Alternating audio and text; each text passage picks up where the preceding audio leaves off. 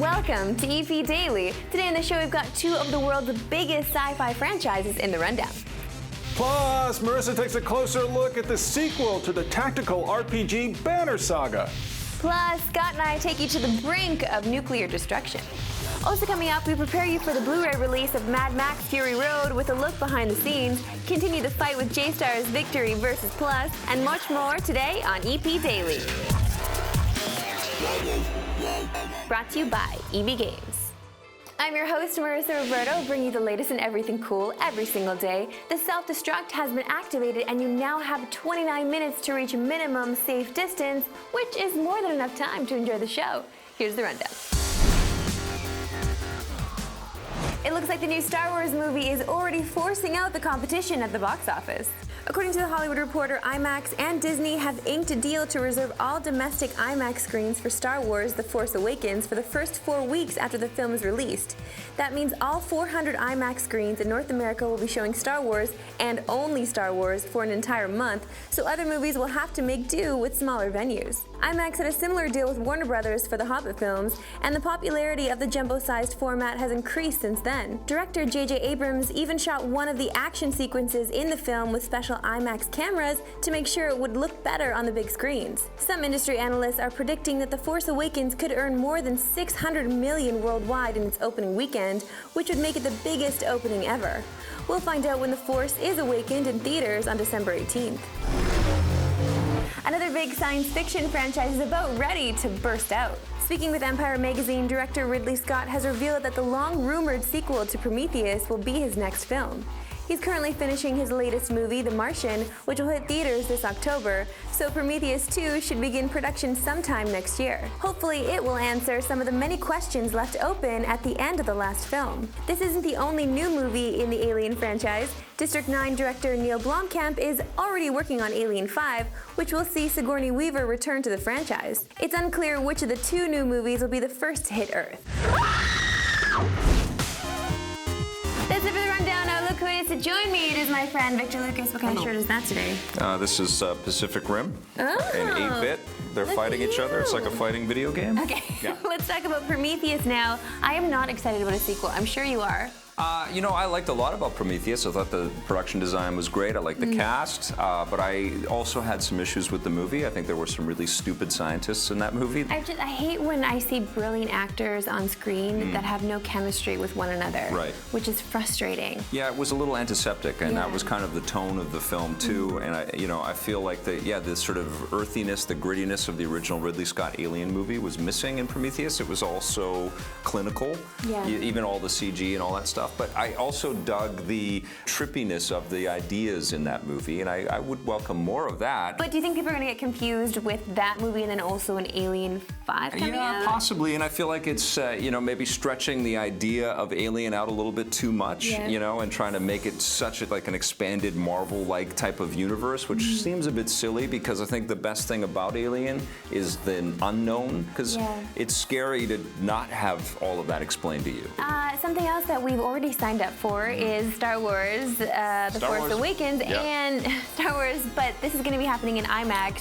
And yeah, obviously we're going to be lining up for this thing in IMAX theaters, right? I think so. Yeah. I mean, I like the full frame format that the IMAX offers. I loved all the IMAX type stuff that we've seen in the Batman movies. But do you feel like it's going to be as big of a success as they're predicting here with the numbers? Absolutely. Those are big numbers. Yeah, no, this is probably going to be the biggest movie of all time, and it's going to usher in, that's what Disney is banking on. They've already announced a plethora of sequels and spin-offs and shows, and we know, right? Yeah, it's going to be big. I just had to ask the question, and I already knew the answer too. It's going to be massive. Star Wars. Okay, we've got to move on now because the Banner Saga, it has a sequel, and I got a closer look. We received the first Banner Saga last year, and already we're seeing a new one with Banner Saga 2. This is huge, which means obviously the first one was a success. Now, being the lead writer, you must know the tale of Banner Saga. So for those people that haven't played, can you tell us a little bit about it? Sure. So the Banner Saga is a Norse-inspired game that has tactical elements. It's a strategy RPG. So you take on the role of a hunter who is trying to save his village, and he's sort of thrust into a role of leadership that he's not really prepared for. And he's going across a world that is cataclysmic seismically destroyed. They're fighting mythological creatures that they only heard tales about. Yeah, they're just struggling to survive. Struggling to survive via turn-based strategy. Yes. So how does the game mechanics actually work? We have an interesting combat system that uses strength as both health and the damage output. So when you actually get wounded, you're not doing as much damage. So it sort of emulates the fatigue that you would have in battle as you take on injuries.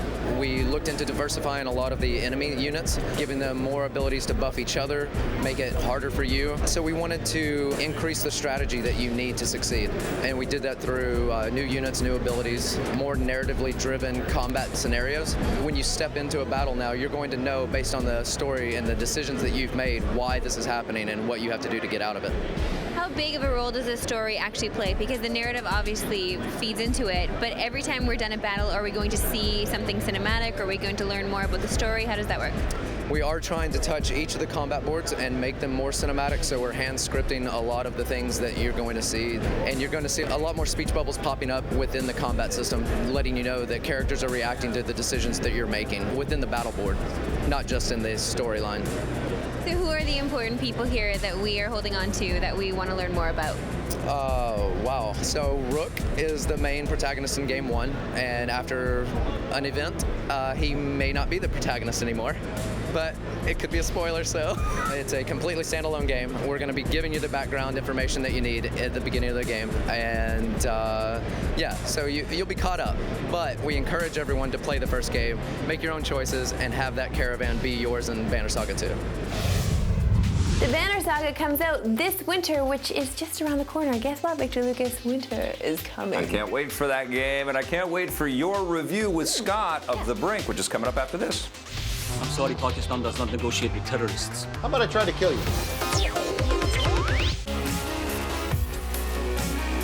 Welcome back to EP Daily. Hey, Scott Jones, I know how much you love Jack Black. Yeah, right above my bed where I sleep, poster. Jack Black right above me. Hey, Jack. Aw, then you must be so excited that he's in a new television show called The Brink. That's right. It is a new show. It's on HBO. You and I have seen it. Here's our review. There's a new show on HBO. It's called The Brink. This stars Tim Robbins and, of course, our old favorite, or is he, Jack Black. This is a geopolitical crisis of sorts that takes place in the Middle East, and Tim Robbins plays a senator who's flying around solving all kinds of problems, and Jack Black is a low-level underling who somehow gets involved in the trappings of the show. I didn't know anything about this show going into it. I was curious about it, and I started watching it, and I'm not sure if I'm gonna keep watching it. I think season 1 is starting to wind down right about now, but I didn't love this. What about you? Well, I was surprised to see Eric Layden in this. You know him as Cole from Infamous. Yes, that's right. He's in this thing. I love seeing this guy. He has a lot of energy, a lot of dynamic energy. Yeah, he's paired up with Pablo Schreiber, who there are a couple of Air Force pilots who get stranded. I don't want to give away too much, but I did like the banter between the two of them, and I like the energy between the two of them, and I think that's some of the best writing in the show is the dialogue between those two. Hell no. He might show her the Batcave, but he's never going to take her to the mansion. He keeps so LA's going to be my mansion. San Diego's going to be my Batcave. They're trying to show what happens outside of the serious situation, so little conversations that are happening throughout with Tim Robbins' character. I don't even think Pierce would share this information with me. He does know I'm your wife. You're a clever girl, Joanne. I'm sure you can figure something out. You know I hate it when you throw my words back at me. Baby, please. The Air Force One pilots, how he has a lot of problems as well in his life, and he maybe wants to be Batman, but he can't be Batman. Just really funny conversations that they're having that I love wrapping my head around. That was one of the smartest things you've ever said on the show. You're exactly right. This is a part of the world where there's so much darkness, so many terrible things happen every day, and they very bravely steered this show to go into the eye of the storm here. I do applaud that decision. Yes. That said, this reminds me a little too much of Veep. That's a show that I know a lot of people love, but I never really connected with. It moves fast, but I never really feel connected to any of the characters in the show. And I feel the same way about The Brink. I feel like everybody is doing stuff that's interesting. Everybody's in a place that's very interesting, but I'm not interested inherently in those characters themselves. So I feel as each episode ends, and it moves quickly. It moves almost exactly like Veep. It moves so fast, onto the next thing, onto the next thing. I just feel like, what did I just watch? Who are these people? Why am I still watching the show? Why do I care about them? Honestly, I like that. I like that I can jump into a half-an-hour show, because I feel like all the shows now that we watch they're hour-long episodes of things that I really don't want to invest that much time into. I love that I have a quick bite of something that seems serious, that is pretty topical, and it makes me feel a little bit smarter at the end of it, even though they're making fun of the things happening around the very serious things. I still like that. I like holding on to that. I also love that Asif Manvi is writing a lot of these episodes and writing a lot of the dialogue, because he's a very funny man. You also see him in the show. I love seeing this guy. He's from The Daily Show, but he's been doing other things, and I just love seeing his face. He is actually a very good actor as well. Yeah. I get something out of it. I enjoy it. Yeah, I think the story here. Smarter. Yeah, I think the story here is interesting enough to keep watching. And honestly, Tim Robbins and Jack Black are producing this thing as well as starring into it. They're putting a lot of their love into this, and you can see it. They're doing their best acting here. Did Jack Black drive you nuts in this, or did you not mind him at all? No, you know what? I like Jack Black in this. I think you like him. he suits this role I don't perfectly. like him. I'm the fussy one. You're the not fussy one. I'm and fussy. my score is going to be fussy. I think Great. this is a 6 out of 10. No, it's a 7.5 for me.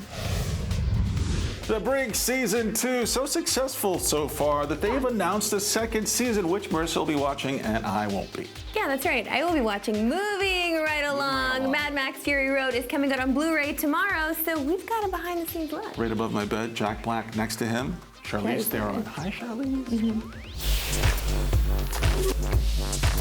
My world is fire and blood. My name is Max. Max is all about, from a character point of view, a man who's got a tremendous amount of trauma and horror in his life, who wants to be left alone, who gets snatched up by somebody who makes him part of their livestock and assets. He becomes an object to them. And all he wants to do is go home, but he doesn't have a home, and he's going mad.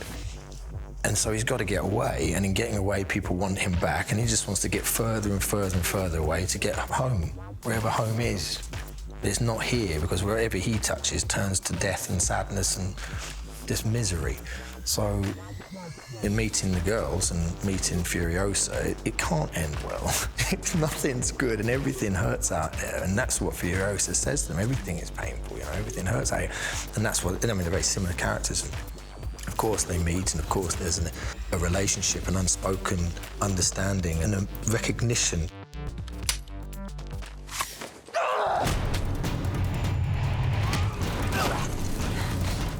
This idea that she's kind of saving these women, to me, just didn't feel as interesting as they belong to a man who hurt her incredibly. And she's just had enough. And she's gonna take these women with her. And she's gonna take what matters to him the most. She's gonna take the most valuable thing away from him because he took the most valuable thing away from her. It really is the ultimate story of revenge that starts this woman's drive off. And there were little things that geared us in a direction. And George was always so willing to go there with me. God bless him. You can't do this stuff alone, and unless somebody kind of embrace that thought process, you can't do it. And he was with me. I mean, we were really eye to eye on that. And little things like the fact that she would never call them by their names, that she didn't want to know their names, because she knew the world that they were going into, and there's no room for attachment. And they're looking for hope. what about you?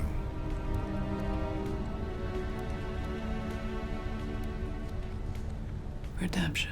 These characters, these war boys, they grow up as like kind of mechanics when they're younger, and then if they're lucky and they survive long enough, they become drivers. They worship the machines around them. And I'm a little bit of a car nut, a petrol head anyway, so the idea of basically glorifying the machines and becoming a machine is what they want. So my character has a big scarification on his chest of a V8 engine block, and then he's got these tumors on his neck called Larry and Barry, who are kind of his pals but are also killing him. He's kind of on his deathbed when you meet him at the beginning of the film. This is a world without much food. They're living on bugs and stuff. So we had to lose a fair bit of weight and kind of not look too healthy for it. Shave the head. She looked right at me! People are working on this film that weren't born when we made the first one. It's an extraordinary position to be in as an actor. The scale of it is mind-boggling. How many people to breakfast? I don't know, 1,000? in the middle of the desert, tents that are bigger than a football field. And there's people serving food in there, and then outside there's a desert storm that would make you... It's unthinkable. The logistic, the people working, all those people behind the cameras, all that crew, all those stunt people, all the mechanics, all that. Unthinkable, the amount of oomph to get out there and do that every single day. Me, the Immortal, it was like a prep school boy's dream. Buckle up, everybody, because Vic and I will have the review of the Mad Max video game in the next episode of EP Daily. And coming up next, we visit the Shonen Jump universe. You're not going to want to miss this after this.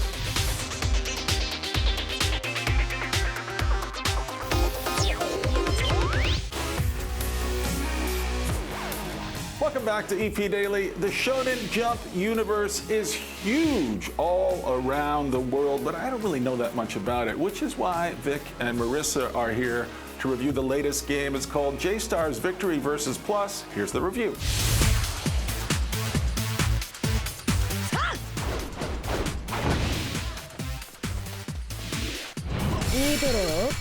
Bandai Namco sent us a very strange fighting game. This is called JStars Victory vs. Plus, and it's all about the Jump anime characters fighting each other. Yeah. We know about 5 of them. We do. Well, we've covered some of these games before. We have, and that's their why own individual games. And I don't have the time to watch a lot of this anime stuff. I think I would enjoy a huge chunk of it. I've enjoyed a lot of manga and a lot of anime stuff that I've seen before, but I don't know a whole bunch of these characters, and I feel like it's such inside baseball type of experience. Like, if you know these characters, you can have a much better time. What do you think of the game? Well, that's the thing. I had fun with the game when I was playing with the characters that I knew, like Luffy, because you and I just had an experience with him recently. With One Piece, yeah.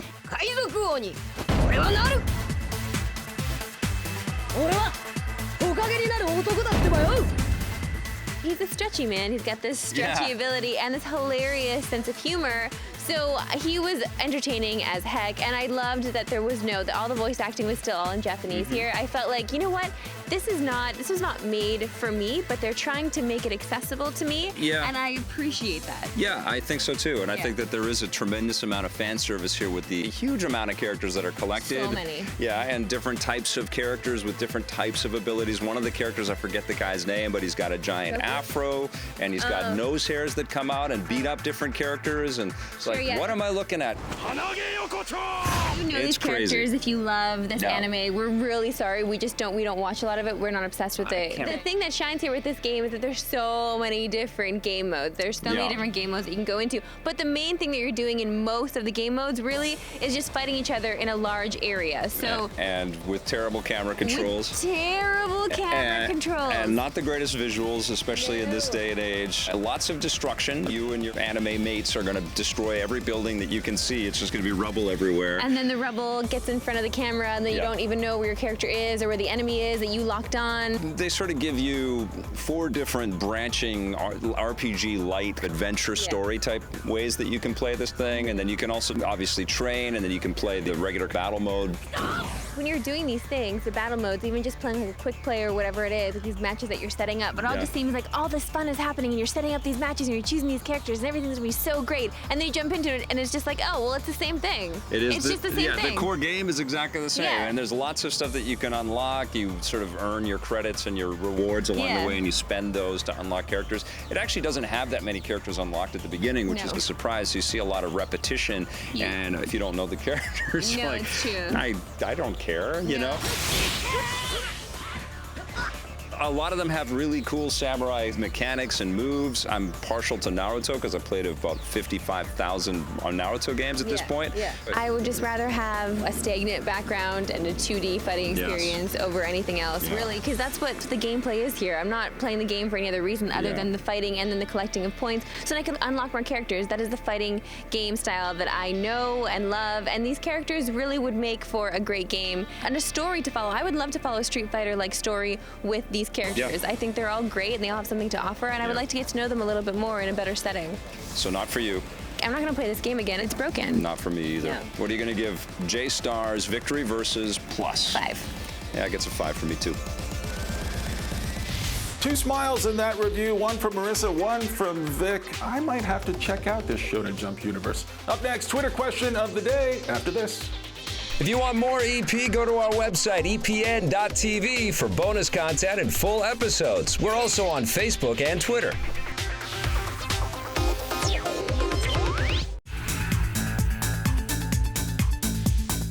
Welcome back to EP Daily. It is now time for the best part of today's show. It is the Twitter question of the day. This one comes from Josh Lannon.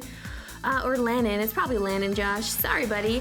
He's at JLan77, I guess. 76 must have been taken. He asked, what do you think of a sequel to Space Jam? Which NBA player would be a good fit for the main role? Good question. I think it's coming. I think that's what the rumor is that Warner Brothers is working on that right now. With all the new technology and stuff. That was a surprise hit.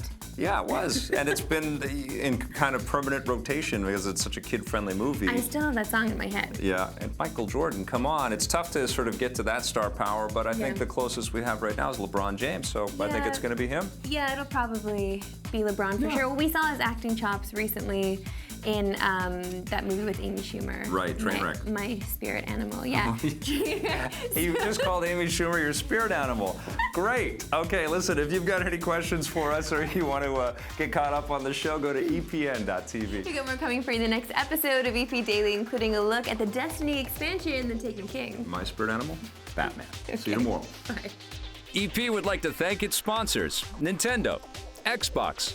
EP's mobile coverage is brought to you by Gameloft, makers of Asphalt 8 Airborne, which you can play on your Android or iOS device for free right now. What do you think the people that have put hundreds of hours into this game are going to be most excited about?